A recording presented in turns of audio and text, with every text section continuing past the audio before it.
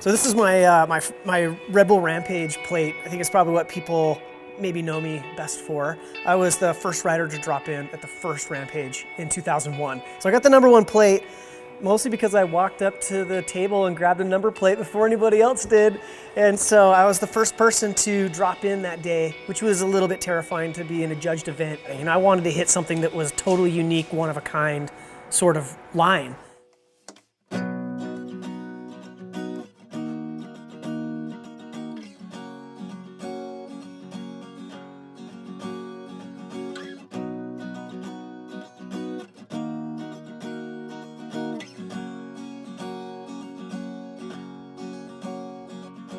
I got the name Krispy from working in a bike shop where there was more than one Chris. So I had this sort of neurotic benchmate. Used to call me like Crispy Nuggets and Crispy Tacos. Where the hell are you, Crispy, when we need you? Crispy! Crispy! Crispy! Crispy! Crispy! Crispy! So I just became Crispy, and then I must admit, once my kind of film career took off, it's kind of nice to have a nickname to stand out a little bit. So my buddies still call me Crispy to this day that have known me from that era. I was out riding bikes with my buddy Gordy Pfeiffer, who happened to be an extreme skier, one of the best in the world, and got into photography because of being sidelined from injuries. And we were just out hitting jumps and drops, and he was shooting photos of us that started getting popular. And there was a local filmmaker that was out of Provo, Utah, that was shooting with Gordy, and it just was asking if he knew of any local riders that we could also shoot. And he just threw out my name along with a couple of close friends.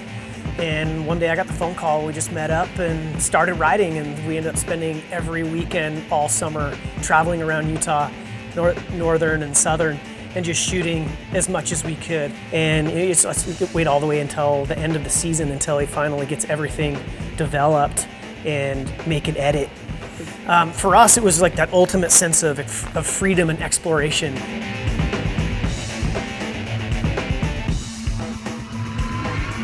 Eventually, I was kind of pulled away to start Go Ride with Scott, and had the opportunity to help to start a business and grow a community based specifically around the gravity end of the sport.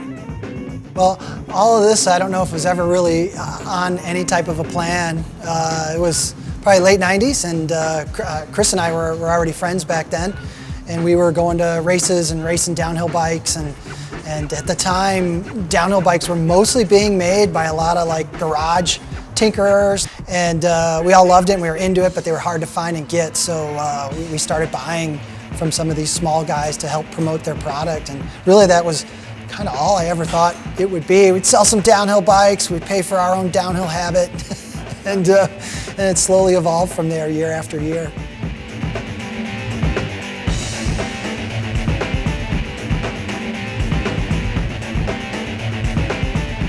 As I started to age as a racer, started mentoring kids that would show up at the bike shop, or you would see at a race that looked like they had a lot of potential. I just couldn't help but try to help them out, loan them a bike, help them get their bike dialed in, help them find some support along the way. And so that over time transitioned into starting a race team with my wife, just so that we could have an organized program and to try to offer support to kids in a way that was never available to me or kids in my generation.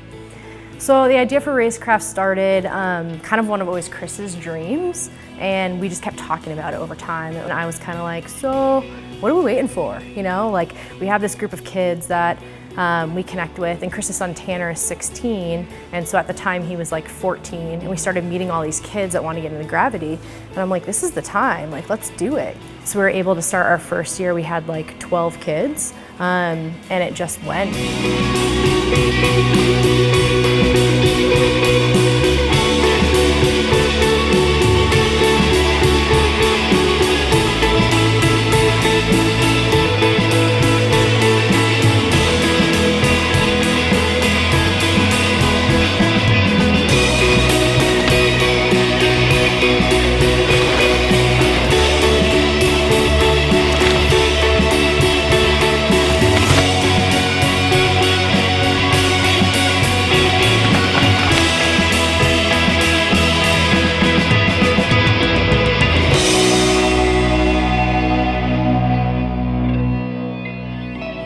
it's just like really rewarding and gratifying to be able to offer just the things that I learned over the years, the wisdom and expertise that you learn from someone else and you can kind of pass along, that it takes a lifetime to figure some of these things out if you're doing it on your own.